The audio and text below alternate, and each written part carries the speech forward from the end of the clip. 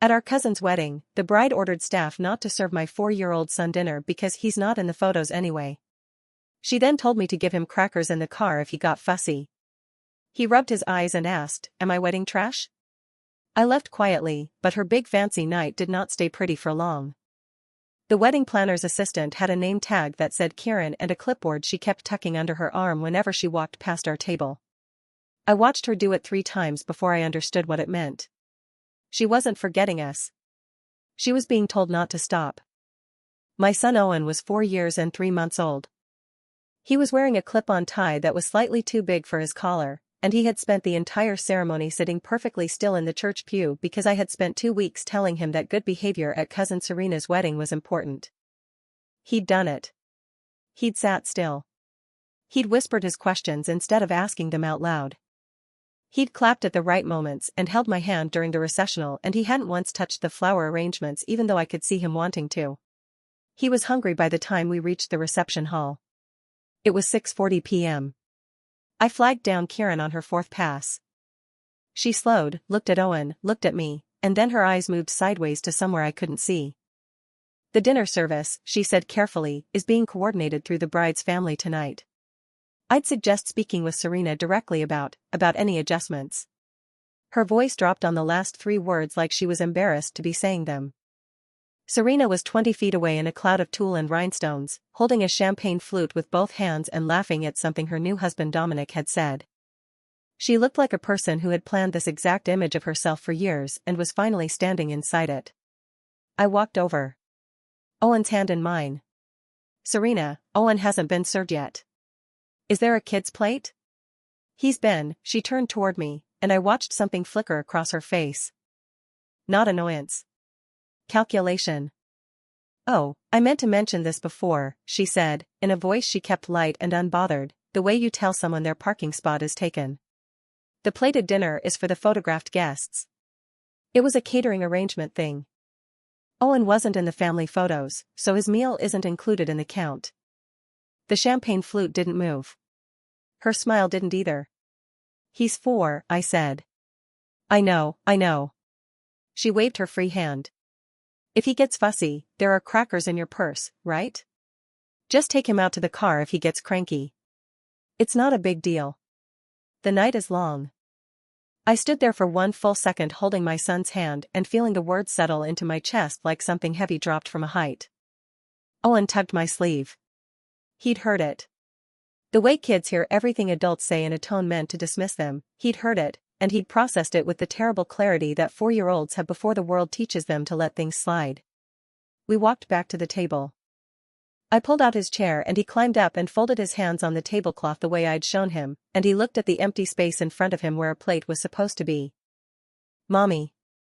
He rubbed his left eye with the back of his fist. "Am I wedding trash?" My throat closed. I don't know where he got that phrase. Somewhere. The garbage truck driver who lived down our street called himself a trash man, and Owen had been obsessed with it for weeks, the nobility of it, the truck, the process. So trash wasn't a slur to him yet. It was just a word for things that didn't belong at the party. "Am I wedding trash?" I lifted him out of his chair. I picked up my clutch. I buttoned his little jacket over his clip-on tie and I walked us both out of that hall without saying goodbye to anyone, because if I opened my mouth to say goodbye to anyone I was going to say something else instead. In the car I gave him the crackers. He ate them without complaint. He fell asleep before we reached the highway. I drove with both hands on the wheel and the radio off. And I let everything I hadn't said collect somewhere behind my sternum like water behind a dam. I didn't cry. I drove. By the time I pulled into my driveway, I knew 2 things. The first thing was that Serena had done this on purpose, not from oversight, not from stress, not from the logistical madness of wedding catering. She'd done it on purpose because Owen and I were the branch of the family she'd always treated as the B-list, the people you invite because not inviting them creates gossip, not because you want them there. I was the cousin who drove a 10-year-old Honda and worked a job Serena described at family dinners as that thing with the data. Owen was my kid, which made him an extension of my B-list status, which apparently meant he didn't qualify for a chicken breast and a dinner roll. The second thing I knew was what I did for work. Not that thing with the data. I managed social media content strategy for a regional marketing firm, and I had been doing it for 6 years, and I was very, very good at it. I knew how content moved. I knew the exact architecture of a post that spreads. I knew what people screenshot and why, and I knew that the most viral thing in the world is not outrage, it's a specific, quiet, irrefutable detail that makes every parent reading it feel something in their gut before they've finished the sentence. Am I wedding trash? I put Owen to bed. I charged my phone. I opened my laptop and I waited. Serena and Dominic had hired a wedding photographer, a professional named Weston whose Instagram had 34,000 followers and who posted same-night previews from every event he shot. By 11 p.m., the first preview photos were live. Serena at the altar. Serena laughing. Serena cutting cake. Serena surrounded by people who had been fed. The photos were beautiful. She looked exactly like the image she'd been planning for years. I screenshotted 3 of them. I also had something else. 3 weeks earlier, while RSVPing, I'd texted Serena about Owen's dietary preferences. He was going through a phase of refusing anything with visible onions, and Serena had responded in writing. I had the whole thread. Her saying, "Of course, I'll make sure the caterer notes it." Me confirming. Her sending back a thumbs up. She had confirmed, in writing, that Owen would be fed. I wasn't posting anything that night. I went to sleep. The next morning I waited until Serena had posted her own gallery, 23 photos, all captioned "the best night of my life," all gathering hundreds of comments from people who'd been in that hall and people who hadn't. Her college friends. Her work friends. Her mother-in-law, who had a Facebook following of about 800 people from her church community and her neighborhood association and a local parents group she'd run for 12 years. Dominic's mother was named Patricia. I had met her twice. She was the kind of woman who brought casseroles to sick neighbors and remembered every grandchild's birthday and had once, at a family dinner 2 years ago, leaned across the table to squeeze Owen's cheek and tell him he was the most polite little boy she'd ever sat next to. I sent Patricia a private message. No drama in it. Just a question. Do you know about what happened with Owen at the reception last night? I wanted to speak with someone in Dominic's family before I decided how to handle it publicly. She responded in 11 minutes. What happened? Tell me everything. I told her. I included the text thread. I included Owen's exact words, which I had written down at 11 p.m. the night before on a notepad on my bedside table because I knew I would need them exactly right. 4 words. Am I wedding trash? Patricia's response took longer. 9 minutes. When it came back it was 2 sentences. I am so sorry. Please give me until this afternoon. I gave her until this afternoon. At 2:17 p.m., Patricia called me. I was sitting at my kitchen table with my laptop open and Owen coloring at the other end of the table with a set of washable markers, his tongue pressed to his upper lip the way it did when he was concentrating. I spoke with Dominic, Patricia said. Her voice was very controlled in the way that voices are controlled when the person speaking is working hard not to let something louder through. He did not know. He says he did not know. I believe him because I know my son and I know what his face looks like when he's lying. A pause. He is currently on the phone with Serena. Okay, I said. I want you to know, she said, that I will be addressing this myself. In my own way. I have a few things I'd like to say publicly and I intend to say them, and I wanted you to know that before I do, so it doesn't feel like it came out of nowhere for you. I appreciate that, Patricia. What that child said. Her voice finally cracked, just slightly, at the seam. 4 years old. At a wedding. She stopped. Then, post whatever you need to post. I waited until 4 p.m., when Serena's photos had accumulated 312 comments, all of them variations of gorgeous. And you looked stunning and the wedding of the year. Her dress post alone had 87 reactions. I wrote my post in one draft. No edits. I posted it to my Facebook, tagged Serena's wedding page, tagged Weston the photographer's Instagram in the caption, and posted it directly to the family group that included every relative on both sides who had been at that reception. The post was 214 words. It described what happened. Serena's exact words, "The plated dinner is for the photographed guests."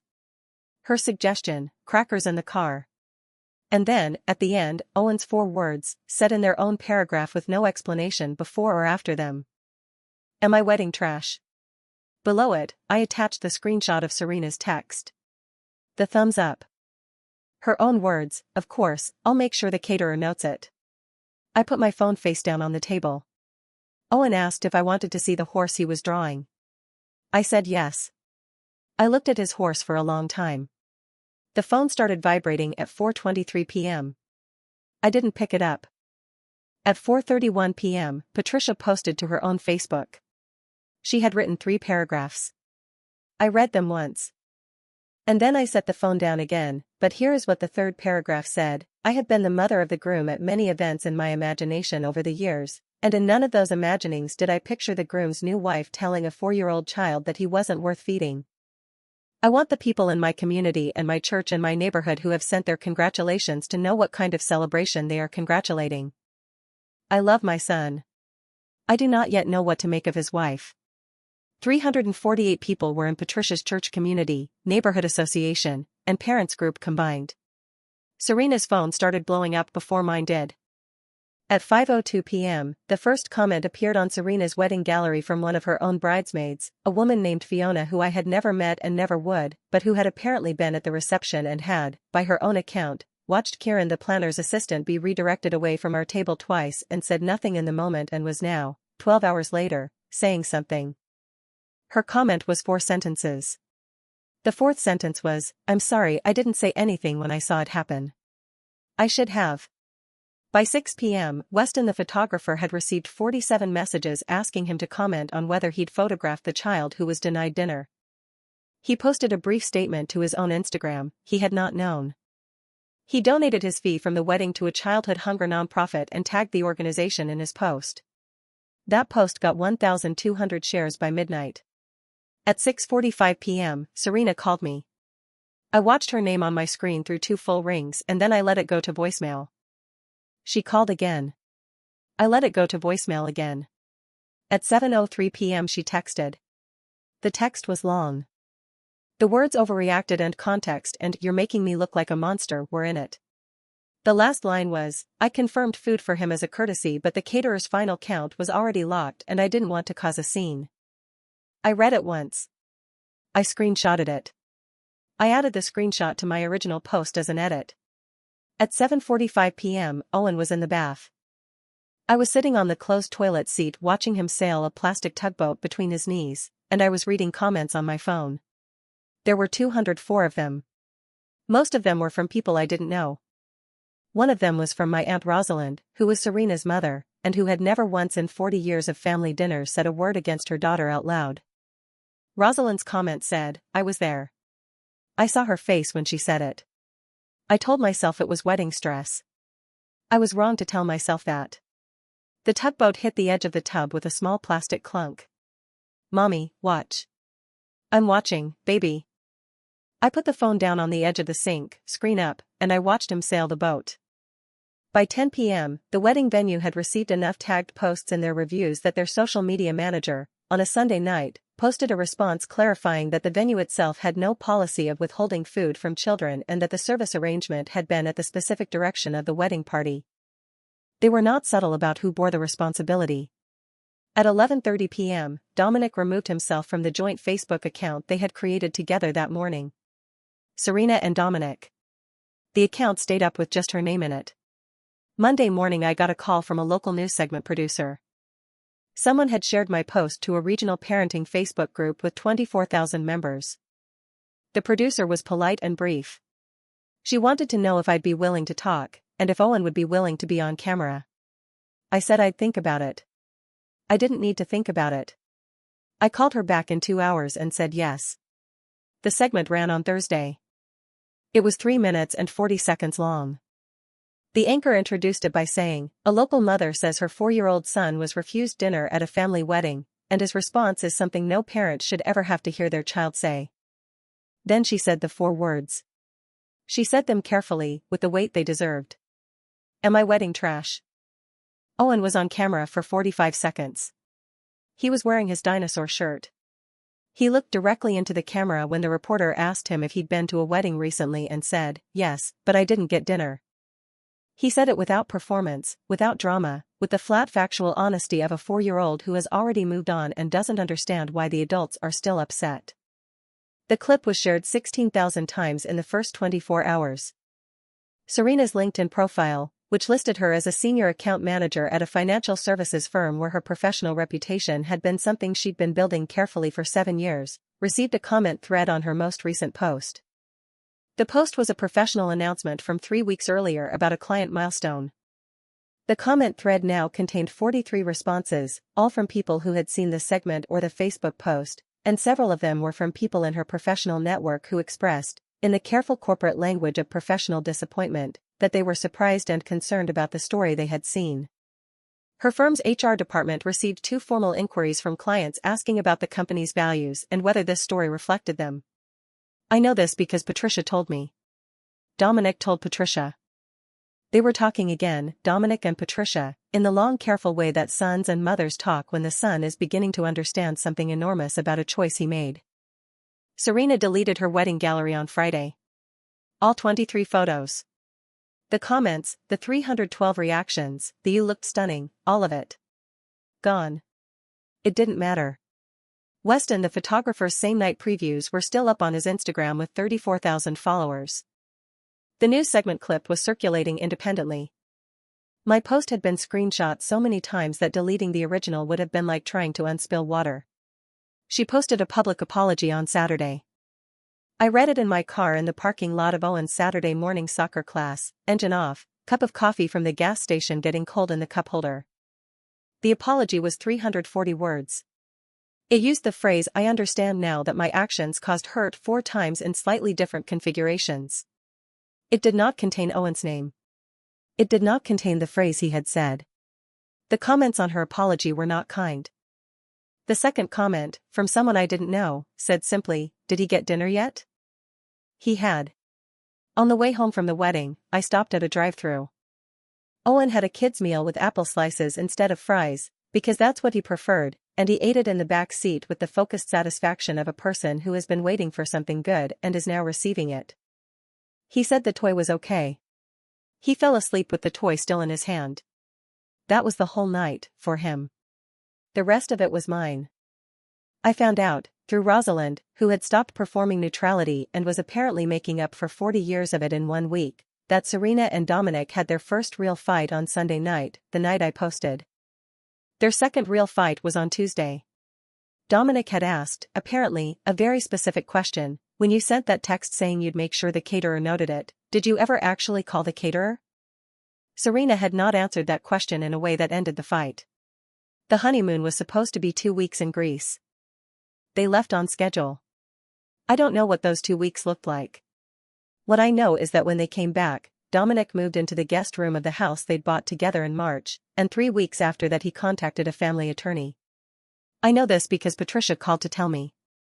She called on a Tuesday evening while Owen was eating dinner, actual dinner, at an actual table, with a plate in front of him, and she said, "I wanted you to hear it from me first."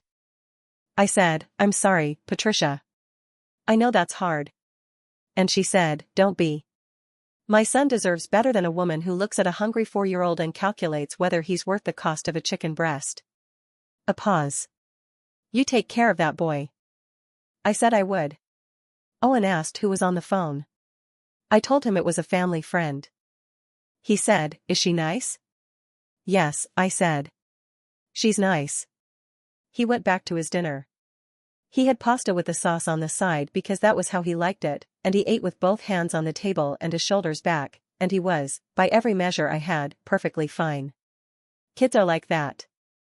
They process and they move and they leave the wreckage behind because they don't have the wiring yet to carry it forward. I was still carrying it. I probably always would. But I thought about Serena's 23 deleted photos. The empty space where they used to be. The comments that had said "you looked stunning" and were now just gone, all of it, the whole beautiful curated night dissolving back into the nothing she'd tried to build it out of. She had wanted a perfect night. She had spent months constructing the exact image of herself that she wanted the world to see. She had gotten a photo of my son in a dinosaur shirt, saying 5 words into a camera that 16,000 people had shared. Not because he was performing. Not because I coached him. But because he was 4 years old and he had been hungry at a table with an empty place in front of him, and he'd said the plainest possible version of what that felt like, and every parent who heard it felt it like a hand reaching into their chest. Am I wedding trash? No, baby. You are the only thing in that room that was real.